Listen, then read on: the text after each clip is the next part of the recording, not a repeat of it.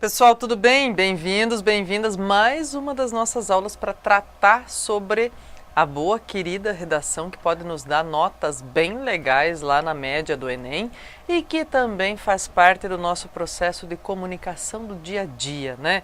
Como é que a gente melhora os jeitos de dizer, os jeitos de escrever para toda e qualquer circunstância. Na verdade, quando a gente estuda especificamente, redação para alguma coisa, para algum processo seletivo, a gente acaba melhorando maneiras de se comunicar em todos os outros aspectos, viu? Por isso que é bem legal e por isso que eu convido você a ficar bem assim, ó, atento, reflexivo, anotar tudo que for necessário e importante aí e também praticar, né, gente? Então, a cada aula, uma escrita, a cada aula, uma escrita, beleza? Combinado? Muito bem. Olha só.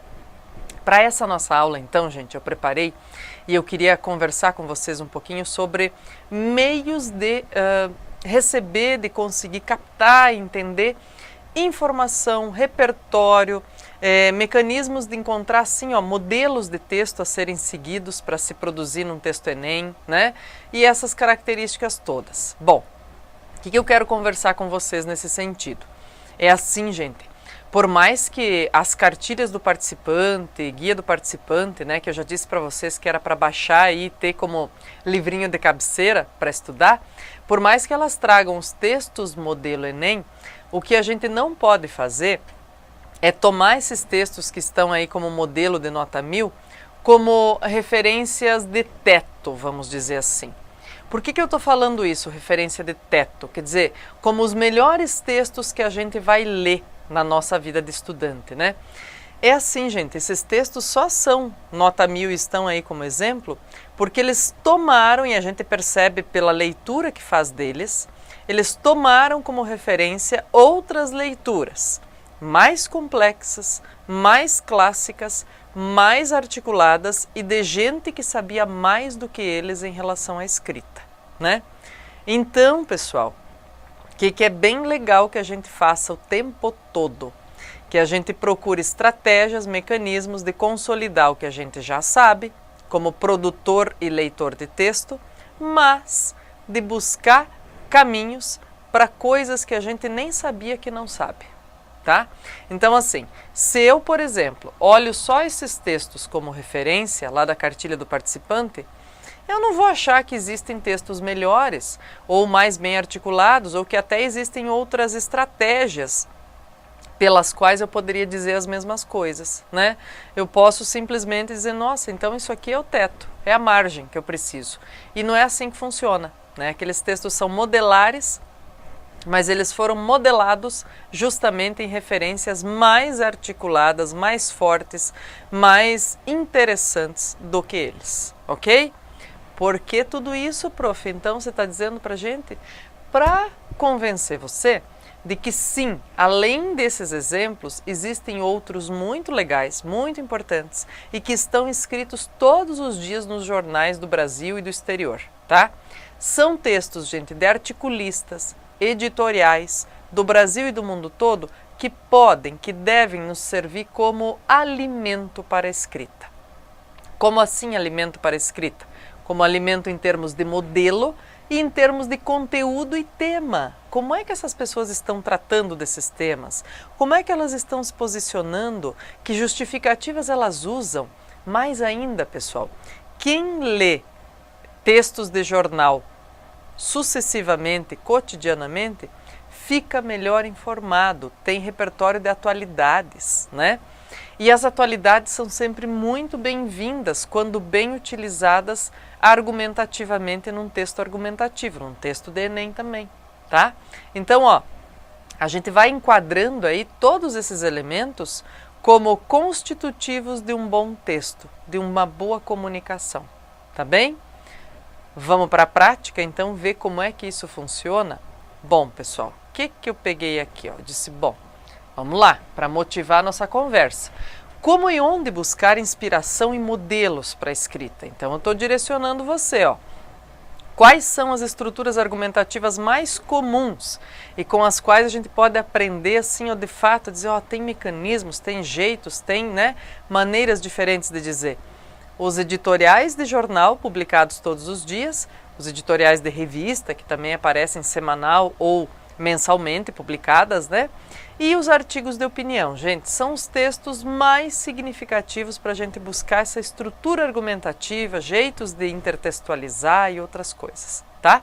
Então, vê comigo, ó, por exemplo, eu coloquei aqui, daí uma sequência assim, uma sequência de capas de jornal, tá?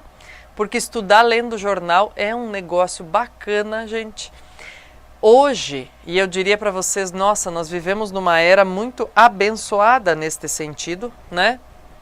Por quê? Porque hoje a gente não precisa mais, gente, assinar o jornal impresso, saber se ele chega ou não na nossa casa e ficar folheando, né? Hoje, todos os grandes jornais e medianos do país de circulação têm plataforma online, tem plataforma virtual, né? E aí, assim, há aqueles que são abertos, que você pode ler tudo lá. Há outros que têm uma quantidade X de textos, de notícias, de cadernos que você pode acessar no mês, gratuitamente, né? E há outros que são, um ou dois que são totalmente fechados e daí você precisa assinar para acessar qualquer coisa. Bom, o que é importante, gente? A gente vai acessando à medida que os jornais, as revistas oferecem e deixam a gente acessar. Alguns que interessam mais, de repente, né, que a gente diz, eu gosto dessa linha de leitura, eu queria ter mais acesso, queria assinar. Dependendo da nossa possibilidade, do nosso bolso a gente assina, né? Enfim, pessoal, nós vivemos uma era em que a informação circula muito rápido, em que as opiniões sobre a informação são construídas e divulgadas muito rápido. E o que é importante? Para além de ter acesso a essas informações e opiniões, a gente saber se preparar para julgar essas opiniões, para filtrar aquilo que de fato é, não só aquilo que a gente gosta, viu? Eu não gosto que fale assim, opa, né? Mas para a gente filtrar aquilo que de fato está bem articulado num discurso que pode ser representado, ou aquilo que a gente diz, não, pera lá, vamos lá que eu tenho mais conteúdo para rebater aqui do outro lado, tá? Então, gente, ler jornal, ler notícia, ler informação, ler opinião dos outros sobre as coisas é muito importante, né? Principalmente para a gente não se fechar na própria bolha e dizer, só eu que tenho razão. E quem não pensar igual a mim é meu inimigo. A vida não pode funcionar assim, né? Sociedades que decretam esse tipo de falência da opinião alheia, gente, estão fadadas também a ter problemas seríssimos de desenvolvimento e de estruturação, né? Muito bem, preparar-se para a crítica não é fácil, mas é necessário. Então eu coloquei aqui uma série de capas de jornal, pessoal, de vários momentos aí, então, né, dos mais representativos e tal, de vários momentos do ano, inclusive. E aí vocês podem, claro, né, acessar os sites dos jornais, buscar informações, seguir colunistas. Hoje os colunistas têm rede social também, gente. E os textos que eles publicam nos jornais impressos tradicionais e que aparecem na plataforma desses jornais online, também costumam aparecer nos blogs ou nos sites ou nas redes sociais desses próprios colunistas. Então sigam esses caras, né? Que escrevem e que estão tentando, muitas vezes, didatizar a realidade para nós e fazer algumas inferências que a gente sozinho não faria porque não é especialista na área, tá? Muito bem, para se inspirar então nesse sentido, eu trouxe aqui, gente, 2 textos, que são 2 artigos de opinião, quase 2 ensaios, sobre uma série de questões relacionadas à liberdade de expressão, Constituição brasileira, democracia, porque muita gente tem jogado palavras ao vento sobre isso, e esses 2 caras que estão escrevendo aqui são 2 especialistas, tá?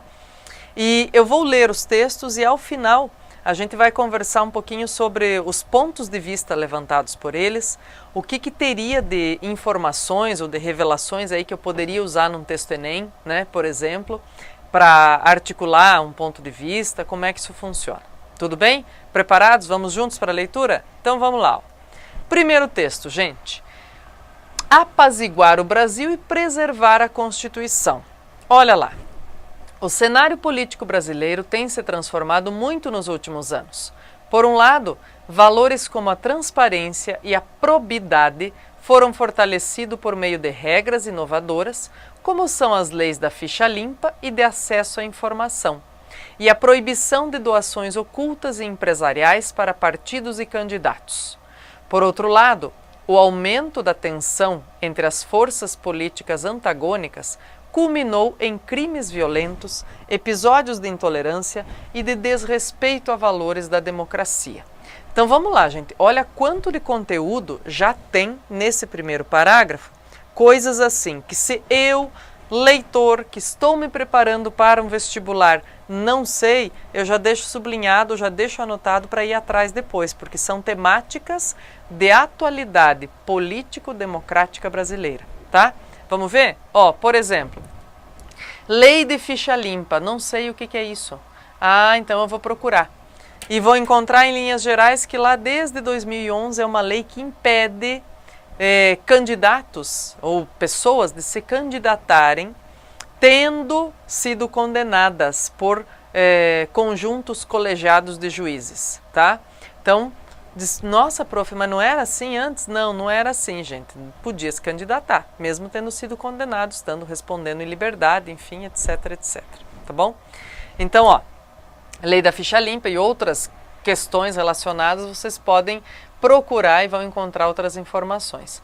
A lei de acesso à informação também muito legal, porque, pessoal, ela faz com que órgãos públicos, como não só, assim, vamos dizer, câmaras de vereadores, né? Não só, mas universidades públicas tenham os chamados portais de transparência, onde todo e qualquer contrato, compra e venda, gasto, recebimento, tem que ficar online explícito para quem quiser acessar.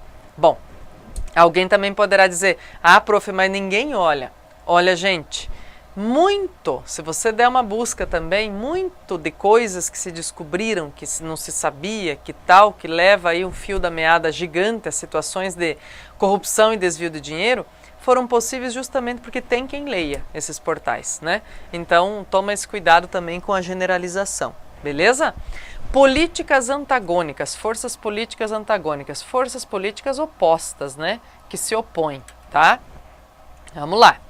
É preciso comemorar o fato de a Constituição já ter completado 30 anos. Verdade, a nossa chamada Constituição Cidadã, gente, fez 30 anos em outubro de 2018, em outubro de 2018, outubro do ano eleitoral de eleição para presidente, a que ele está se referindo aí, tá?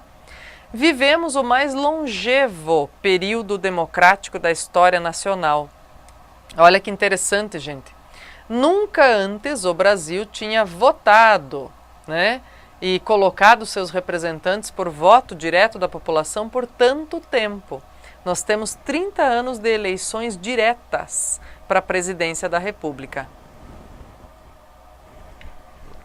Reconhecida internacionalmente como referência em proteção aos direitos e garantias individuais, a Carta de 1988 orientou diferentes governos na superação de crises. Neste momento não é diferente.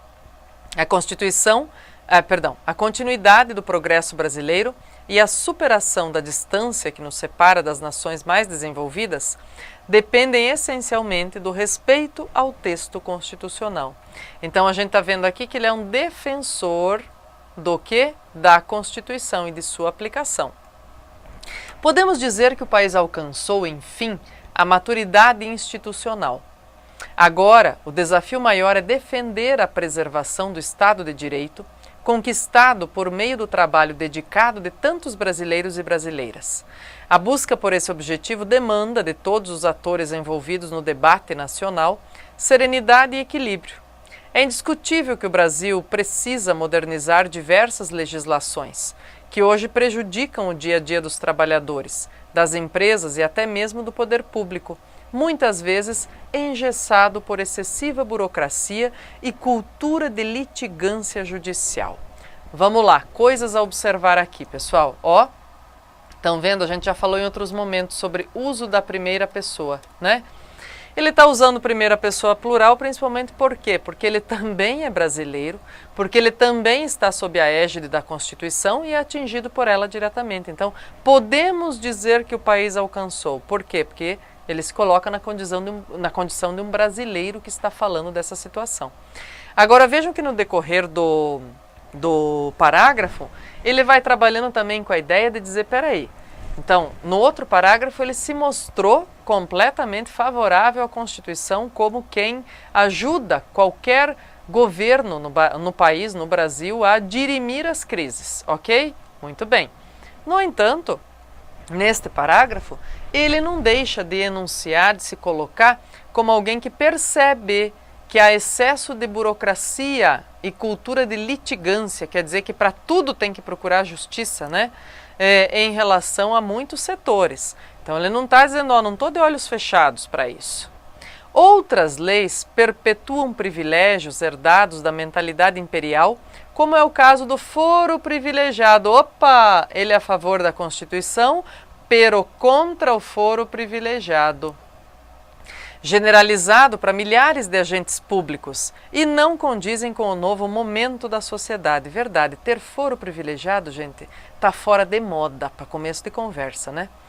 A solução para esse quadro, no entanto, está e deve ser buscada dentro dos limites definidos pela Constituição, que dá aos três poderes todos os instrumentos para lidarem com os desafios da democracia. Ou seja, deles serem atuantes e se respeitarem entre si os três poderes, né? E atuantes dentro da Constituição, inclusive para rever foro privilegiado. Vocês estão percebendo como ele é elegante, porém incisivo? Muito bem, vamos lá. As forças políticas envolvidas no processo eleitoral, já encerrado, devem assumir abertamente o compromisso de trabalhar em favor do Brasil, seja nos governos ou nas oposições. Aos militantes cabe compreender que os direitos e garantias só são sustentados graças à imposição constitucional de limites. O direito à livre manifestação, por exemplo, não comporta atos de violência ou de vandalismo. Aos ocupantes do poder cabe atuar dentro do sistema de freios e contrapesos, que assegura a coibição de eventuais abusos. Propostas que visem a enfraquecer ou a extinguir pilares típicos de sociedades livres, como o habeas corpus, a liberdade de imprensa e o direito de defesa, jamais serão aceitas pela Ordem dos Advogados do Brasil, incumbida pela Constituição de proteger os direitos individuais e de representar a classe, que hoje é formada por mais de 1.100.000 profissionais indispensáveis à realização da justiça. São inaceitáveis, por exemplo, propostas e atitudes que visem a violar as comunicações entre advogados e clientes, asseguradas para que todo e qualquer cidadão possa ter uma defesa qualificada em face aos agentes do Estado. E a quebra do sigilo das conversas entre jornalistas e fontes, garantido para que a sociedade possa ter acesso a informações isentas e qualificadas. O Brasil precisa, neste momento, de bons exemplos de legalidade e ética, de mais encontro e menos confronto ideológico. A OAB seguirá ativa no debate nacional e pronta a atuar em defesa dos interesses da sociedade civil. A aposta no diálogo, no respeito ao sistema eleitoral e à vontade popular saída das urnas, é parte fundamental da superação, pacífica e democrática, deste momento sensível. Uma superação que certamente só poderá ocorrer por meio de instrumentos cabíveis aos marcos de nossa Constituição Federal. Bom, se a gente não visse aqui no rodapé, pessoal, de quem é esse texto, a gente certamente, pelas características de vocabulário, pela maneira de se expressar, perceberia que é de alguém ligado à área do direito. Por quê? E principalmente do direito constitucional, né? Porque ele está defendendo a Constituição como carta magna aberta a proteger a população e está trabalhando com essa ideia de acordo com o vocabulário que ele vai utilizando. Então a gente vai percebendo essas coisas aí. Ele é escrito, esse texto, então, pelo Cláudio Lamáquia, presidente nacional da OAB e especialista em direito empresarial, né? Legal, então vários elementos para a gente dizer, nossa, não conhecia, para a gente se informar como leitor, como quem quer fazer redação Enem e também como cidadão, né, gente, que é o principal. Vamos para o segundo texto? Olha lá. Segundo texto. a tranquila força da nossa democracia. Veja, esses dois textos vão convergir, gente, porque de uma forma ou de outra vão mexer com a ideia que se faz de democracia e Constituição no Brasil e também com as eleições de 2018, que baratinaram tantos ânimos. Vamos lá. A turma que apostou na teoria do risco democrático agora está com um problema: a internet. A internet é uma máquina de não esquecimento. Está tudo lá, registrado. Milhares de artigos, entrevistas, manifestos e alertas afirmando que a democracia iria ser destruída, de um modo ou de outro, caso Bolsonaro ganhasse as eleições. Pois bem, ele ganhou e agora o tempo está correndo.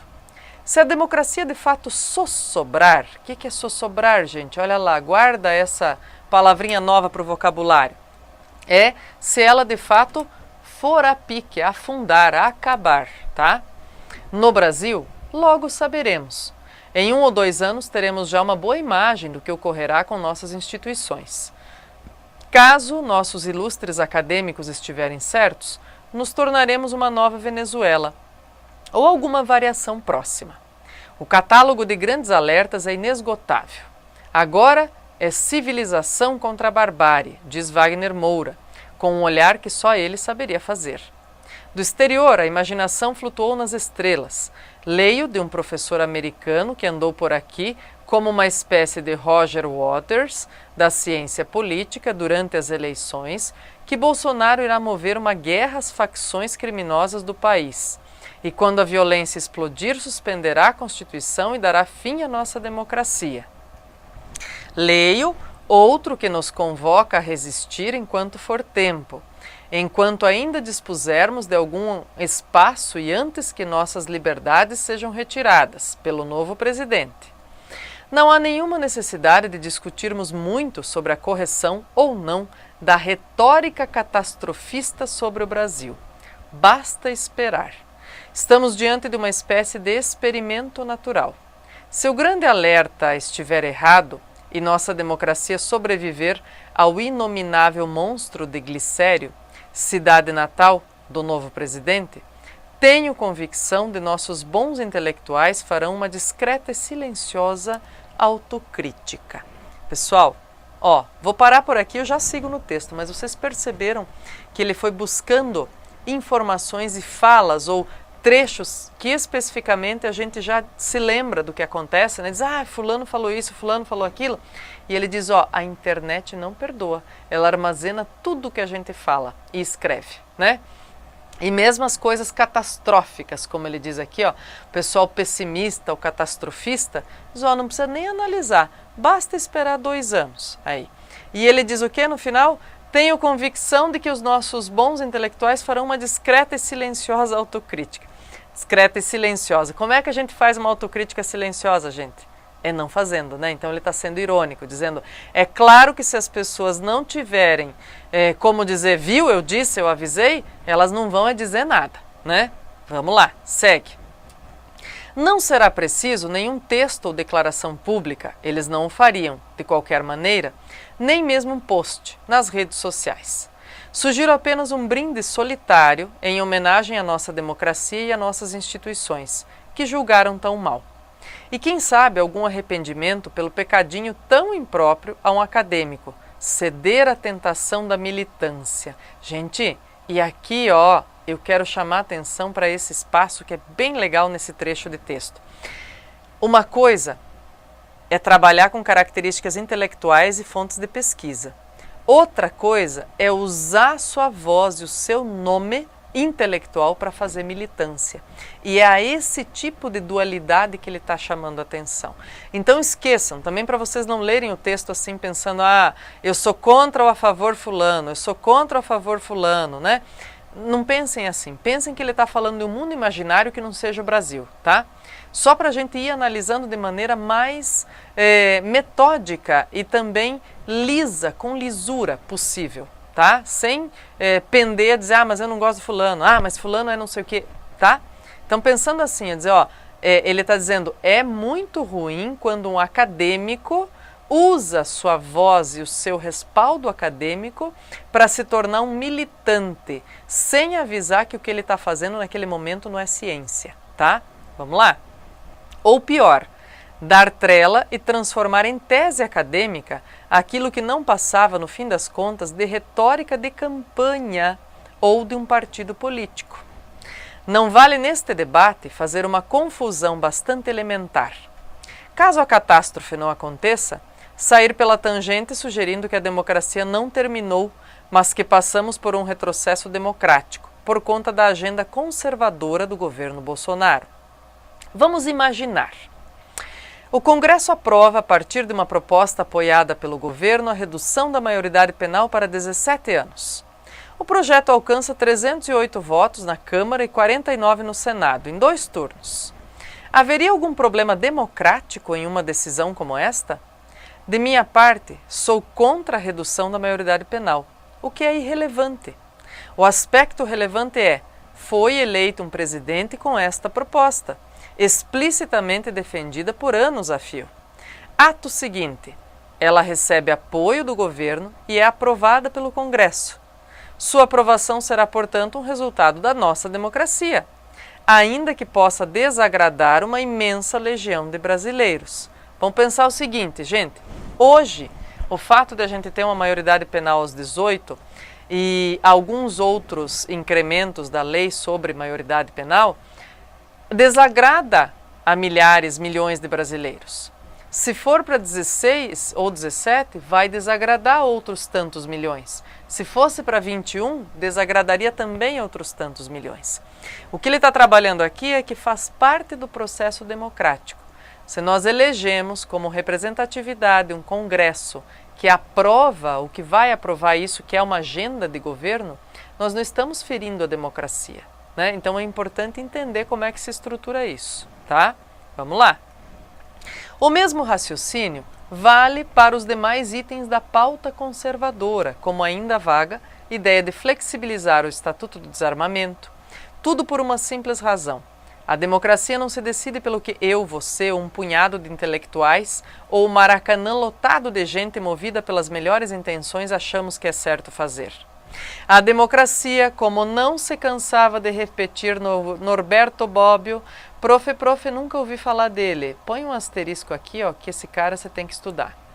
É o império das regras do jogo.